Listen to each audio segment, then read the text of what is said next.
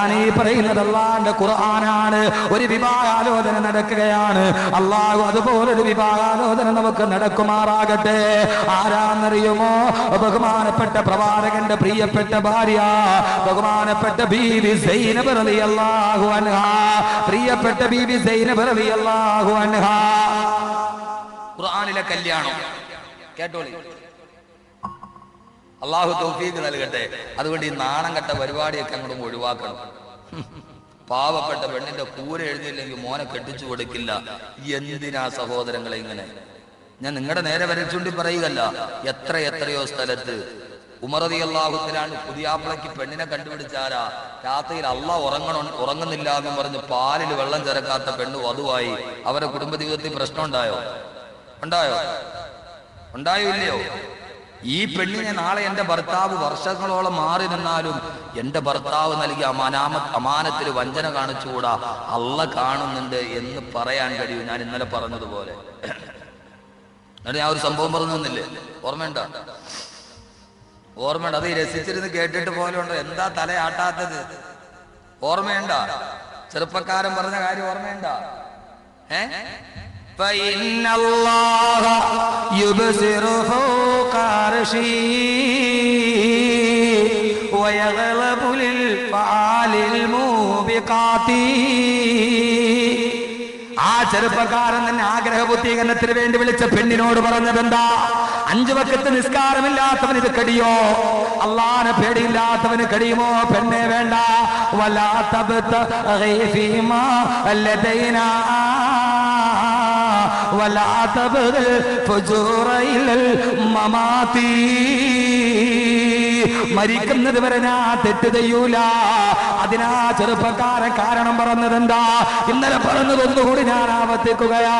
ഫഇന്നല്ലാഹ യുബ്സിറു ഫൗക അർശി വയഗ്ലബു ലിൽ ഫാലിൽ മൂബികാതി.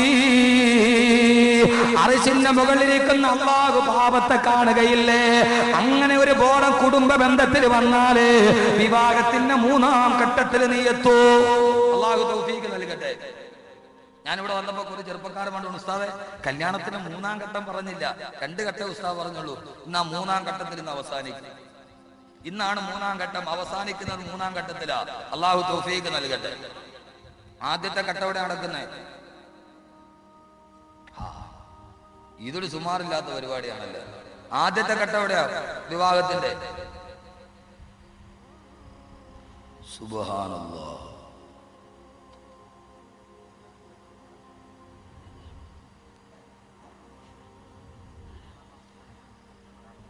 നാലാം മാസം കല്യാണം കഴിഞ്ഞിട്ടാണ് 4-ാം മാസം.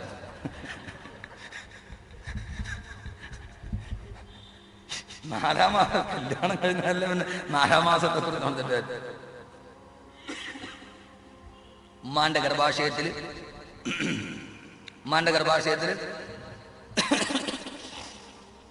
4-ാം മാസത്തില് 4-ാം മാസത്തില് തലയിലെഴുതി ഇവന്റെ ജീവിതത്തിൽ വരാൻ പോണത് ഇന്ന പെണ്ണാണ് എഴുതി. 1-ാം ഘട്ടം നടക്കുന്നത് എവിടെയാണ്?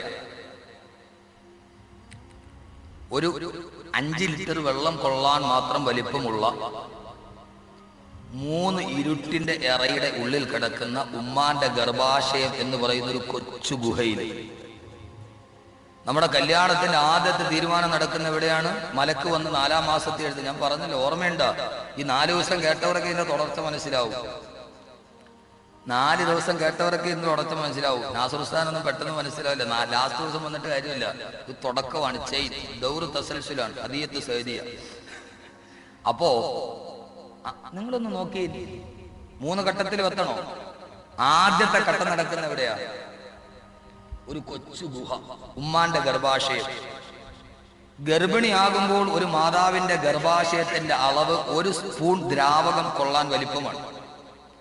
9 മാസവും 10 ദിവസവും ആവുമ്പോൾ അതിങ്ങനെ വലുതായി കുഞ്ഞു വളരുന്നതിനനുസരിച്ച് വലുതായി 5 ലിറ്റർ വെള്ളം കൊള്ളാൻ വലിപ്പമുള്ള ഒരു കൊച്ചു ഗുഹയാണ്. ആ ഗുഹയ്ക്കുള്ളില് 3 ഭിത്തിയുണ്ട്. Amnion, chorion. സയൻസ് പഠിക്കണവരൊന്നും ഇല്ല. ഗർഭാശയത്തിന് 3 ആവരണമുണ്ട്. MBBS കാരെങ്കിലും ഉണ്ട്. എന്തൊക്കെയാണ്? Amnion, chorion, placenta. 3 ഭിത്തി. ഖുർആൻ يخلقكم خلقا من بعد خلق في ظلمات 3 ഇരുട്ടറകൾക്കുള്ളിലാണ് നിന്റെ ആദ്യ വിവാഹം നടക്കുന്നത്. രണ്ടാമത് അല്ലാഹു നൽകുന്ന വിവാഹത്തിന്റെ 2ാം ഘട്ടം ഈ ഭൂമിയിലാണ്. അതിൽ നിന്നും ഒരൽപ്പം കൂടി വിശാലതയുള്ള സ്ഥലം, 5 ലിറ്റർ വെള്ളം കൊള്ളാൻ വലിപ്പമുള്ള കൊച്ചുകുകയിൽ തുടങ്ങിയ തീരുമാനം ഇതാ നിന്റെ ഭൂമിയിലെത്തി നിങ്ങൾ ജീവിതം തുടങ്ങുകയാണ്. ആ ജീവിതം തുടങ്ങുന്ന 2ാം ഘട്ടം ഇച്ചിരി കൂടി വിശാലമുണ്ട്. 66,66,80,000 ചതുരശ്ര കിലോമീറ്റർ വിസ്തൃതിയുള്ള ഭൂമിയിലാണ് നിങ്ങൾ ജീവിക്കുന്നത്. തുടക്കം കൊച്ചു ഗുഹയിൽ, 2ാമത്തെ ഘട്ടം ഇത്തിരിയും കൂടെ വലിയ സ്ഥലത്ത്. അതെവിടെയാ? 66 കോടി. ഈ പ്രപഞ്ചത്തിന്റെ ആകെ വിസ്തീർണം എത്രയാ? 66 കോടി. ഈ പ്രപഞ്ചത്തിന്റെ മൊത്തം വിസ്തീർണം 66,66,80,000 ചതുരശ്ര കിലോമീറ്റർ. മൊത്തം വിസ്തൃതി, മൊത്തം അളവാ, കൃത്യ അളവ്. സംശയം ഉണ്ടായിരുന്നില്ല? സംശയം ഉണ്ടെ അളന്നു നോക്കിക്കോളൂ. അല്ല, ഞാൻ പറയണതിൽ സംശയം ഉണ്ടെങ്കിൽ അളന്നു നോക്കിക്കോളും, കുഴപ്പമൊന്നുമില്ല. കുറച്ചുകൂടി വലുതായി. ഇനി കല്യാണമൊക്കെ കഴിഞ്ഞ് ഇവിടെ കിടന്ന് ഇങ്ങനെ വട്ടം വരട്ടാതെ കുറച്ചുകൂടി വിശാലമായ ചിന്തയോടെ മനസ്സുകൊണ്ടായാൽ കല്യാണത്തിന്റെ 3ാം ഘട്ടം അതെവിടെയാണ്? ഈ ഭൂമിയേക്കാൾ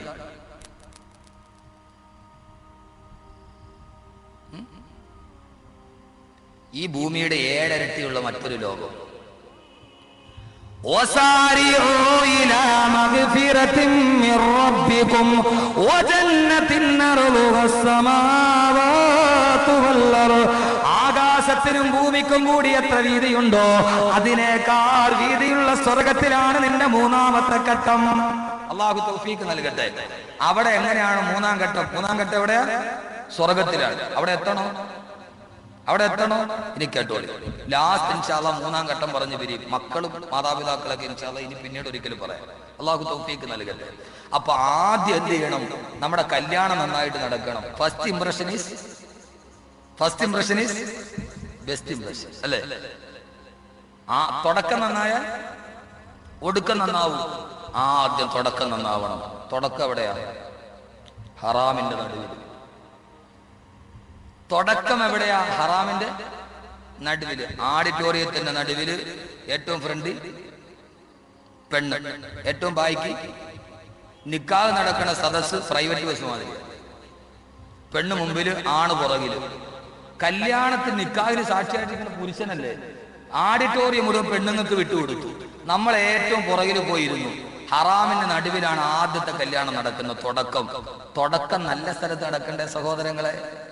തുടക്കം നല്ല സ്ഥലത്ത് നടക്കണ്ടേ? അല്ലാഹു തൗഫീഖ് നൽകട്ടെ. ലോകത്തിലെ ആദ്യത്തെ കല്യാണം നടന്ന എവിടെ വെച്ചാ?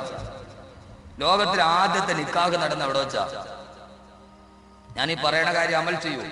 ഞാൻ ഈ പറയുന്ന കല്യാണം കഴിക്കാത്തവർക്ക് വേണ്ടിയാണ്. ലോകത്തിലെ ആദ്യത്തെ കല്യാണം നടന്ന എവിടെ വെച്ചാ?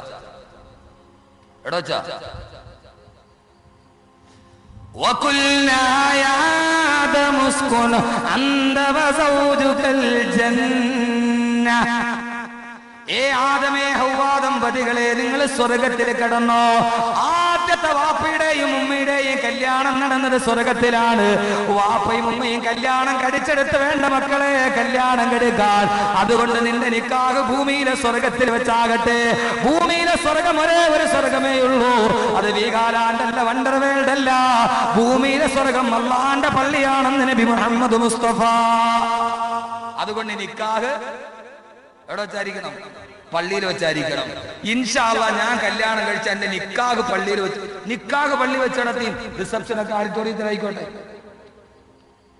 MSR ഓഡിറ്റോറിയത്തിൽ കല്യാണം, മംഗലപുരം പള്ളി മുമ്പിൽ ഇരിക്കുമ്പോ നീ ഇവിടെ വെച്ച് നിക്കാഹ് നടത്തിയ പള്ളി നിന്നെ ശപിക്കൂല പടച്ചോനെ. റസൂലുള്ള ചെയ്യാൻ പറഞ്ഞെടുത്ത് ചെയ്യാതെ ഓഡിറ്റോറിയത്തിൽ കല്യാണം നടത്തിയിട്ട് നിനക്ക് എന്താ പ്രയോജനം? നിക്കാഹ് പള്ളിയിൽ, റിസപ്ഷൻ ഓഡിറ്റോറിയം.